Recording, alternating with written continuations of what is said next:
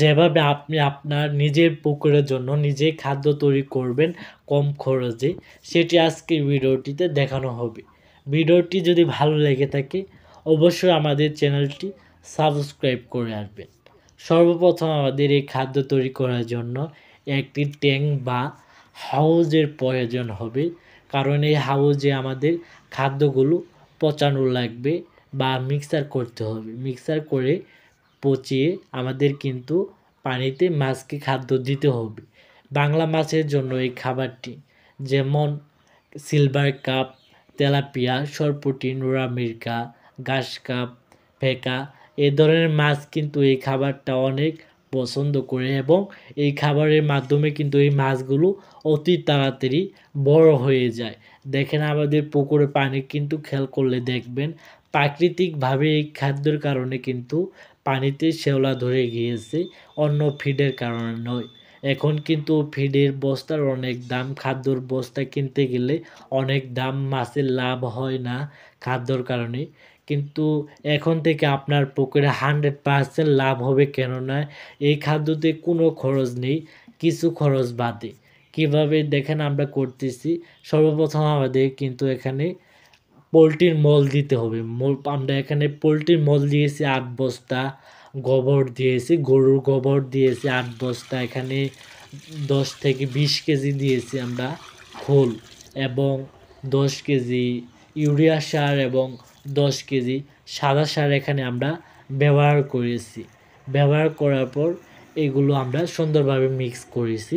Mix করার পর পরিমাণ পর্যাপ্ত পানি দিয়ে আমরা ট্যাঙ্কিতে বা এখানে আমরা পানি দিই। এগুলো আমরা 3 দিনের জন্য রেখে দেব, বা 3 দিন 4 দিন, যেন এগুলোতে পচে যেয়ে পোকা ধরে। এই পোকা কিন্তু আমাদের বাংলা মাছ অনেক পছন্দ করে। তাই এগুলো আমাদের খেয়াল রাখতে হবে যেন পচার আগ পর্যন্ত যেন আমরা পুকুরে না ব্যবহার করি। যদি পচার পর আমরা ব্যবহার করি, মাছ কিন্তু আরও বেশি বড় হবে এবং পুকুরে কিন্তু একটু গ্যাস হওয়ার কোনো সম্ভাবনা থাকবে না। আপনারা ব্যবহার করার আগে কিন্তু এই যেভাবে আমরা লাঠি দিয়ে আমরা আগে এগুলো নরম করে নিতেছি।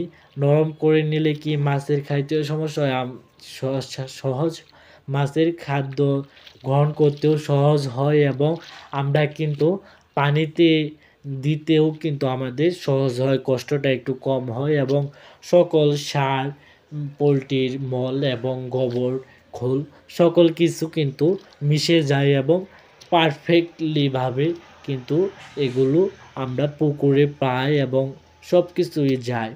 এখন আমরা এগুলো প্রতিদিন দেব 3 থেকে 4 বালতিন বা 5 বালতিন। এটা মাছ হচ্ছে মাছের উপর নির্ভর করবে কত মাছ রয়েছে, এবং দ্বিতীয় হচ্ছে আমাদের পুকুরের উপর নির্ভর করে কিন্তু আমরা এই খাদ্যটাকে ব্যবহার করব। আমরা একটি বালতিন নিয়েছি, একটি ওজন করে একটি বালতিন নিয়েছি।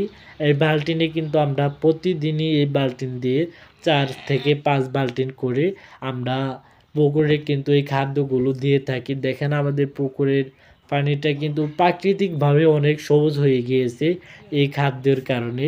এভাবে দেখেন আমরা প্রতিদিন 4 থেকে 5 বালতিন করে দিয়ে থাকি। এই খাদ্যটা কিন্তু দেওয়ার সাথে সাথে মাছ গ্রহণ করে। আমরা দেওয়ার সাথে সাথেই কিন্তু সিলভার, সরপুঁটি, তেলাপিয়া এই মাছগুলো কিন্তু খাওয়া শুরু করে এই খাদ্যগুলো। এভাবেই কিন্তু এই খাদ্যগুলো দিয়ে থাকি। এই খাদ্যই অনেক তাড়াতাড়ি মাছ বড় হয়ে যায়। 4 থেকে 5 মাসে কিন্তু 1 কেজি, 1.5 কেজি, 2 কেজি, 3 কেজি পর্যন্ত যদি আপনি সঠিক নিয়মে খাদ্যগুলো দিতে পারেন, তাহলে 3 কেজি, 4 কেজি পর্যন্ত এই খাদ্যের কারণে মাছগুলো বড় হয়ে যায়। ফিডের কোনো দরকার পড়ে না। মাছগুলো সুস্বাদু হয় এবং কি আমাদের খরচটাও অনেক কমে যায় এবং লাভের অংশটা কিন্তু বেড়ে যায়। আপনারা এই নিয়মে আজকে থেকে কিন্তু খাদ্য তৈরি করে খোল, গোবর এবং মুরগির মল, পোলট্রির লেয়ারের মল দিয়ে কিন্তু সার দিয়ে কিন্তু আপনারা সুন্দরভাবে খাদ্য তৈরি করতে পারেন এবং মাছ চাষ করতে পারেন। 100% সফলতা আপনাদের আসবেই, কেননা এটাতে আমাদের ওই রকম কোনো খরচ হয় না। শুধু আমাদের পোলট্রির বা আমাদের গোবর কিন্তু আমাদের নিজেরই পাওয়া থাকে এবং শুধু সার এবং খোল পচাটাই আমাদের ক্রয় করা লাগে। ধন্যবাদ।